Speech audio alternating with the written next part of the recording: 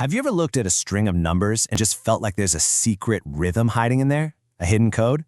Well, get ready, because today we are going to crack that code. We're unlocking the simple but super powerful rules behind what we call arithmetic sequences.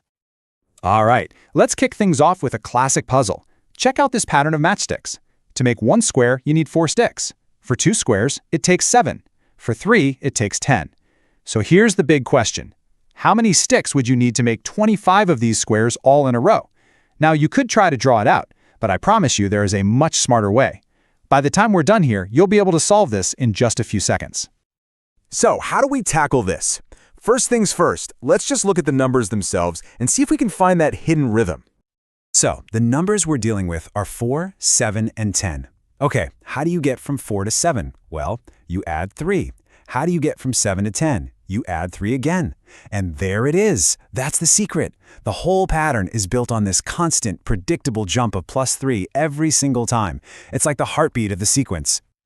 Now that we found our secret code, this +3, it's time to give it a proper, mathematical name. That way we can start talking about it like pros. What we've just been looking at is called an arithmetic sequence. And really, it's just a fancy way of saying it's a list of numbers where you get to the next one by adding the exact same amount every single time. Our matchstick problem with its steady +3 is the perfect example of this. And that constant value we keep adding over and over, that's got a special name too. We call it the common difference, and we usually just use the letter D to represent it. So for our matchsticks, the common difference, D, is 3. And as we're about to see, it can be positive, or it can even be negative.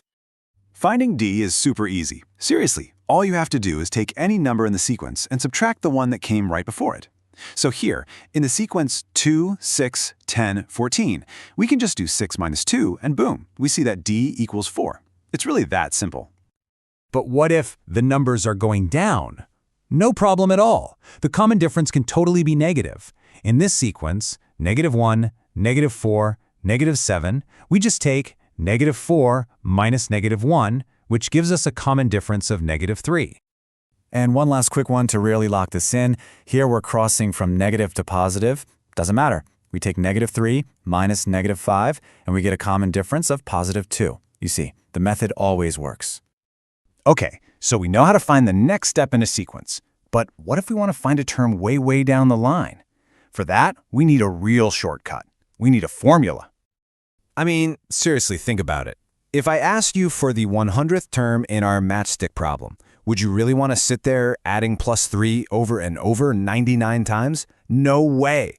There has to be a more elegant way to just jump straight to the answer. And of course, there is. Let's actually build this formula together. It's not as scary as it looks. So, our first term, let's just call it A. To get to the second term, we add our common difference, D, just one time, right? To get to the third term, we've added D 2 times. Are you seeing the pattern here? For whatever term number we want, let's call it N, we've added D exactly N-1 times. Think about it. For the third term, we add D 2 times. So the magic formula is this. The nth term is just our starting term, A, plus N-1 times D. And just like that, we have our superpower. This little formula is an absolute game changer. So let's put it to work and see what it can do. All right, let's head back to our matchstick puzzle. Time for the payoff. We wanted the 25th term. Okay, so our first term, A, is 4. Our common difference, D, is 3. And the term number we want, N, is 25. Let's just plug that into our formula. It's 4 plus 25 minus 1 times 3. That's just 4 plus 24 times 3, which gives us 76. Done. No drawing, no tedious counting. Let's try another one, just to see how versatile this thing is. Let's find the 48th term of the sequence, -15, -11, -7. Okay, our starting term, A, is -15. The common difference, D, is +4. And we want the 48th term, so N is 48. We plug it all in, -15 plus 48 minus 1 times 4. Do a little bit of quick math, and the answer is 173. See? Easy. Okay, for our last section, I want to show you something that is just really cool. It's this surprising visual connection that explains why these are sometimes called linear sequences. And here it is, the big reveal. Arithmetic sequences are, at their core, linear. What does that mean?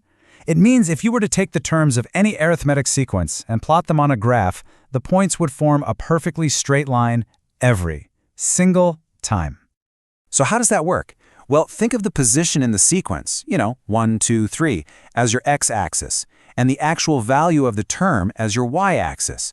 So you'd plot points like 1, -15, 2, -11, 3, -7, and so on. And here's the coolest part. That common difference, our d, is literally the slope of that line. It's the rise over run for each step you take. It's all connected. So when you boil it all down, that's really what these things are. They're just these wonderfully predictable patterns, hiding all around us in plain sight, just marching forward or backward in perfectly even, consistent steps. And that's the thing. These predictable, linear patterns aren't just in textbooks. They show up in finance, in patterns in nature, even in how you might stack cans at the grocery store.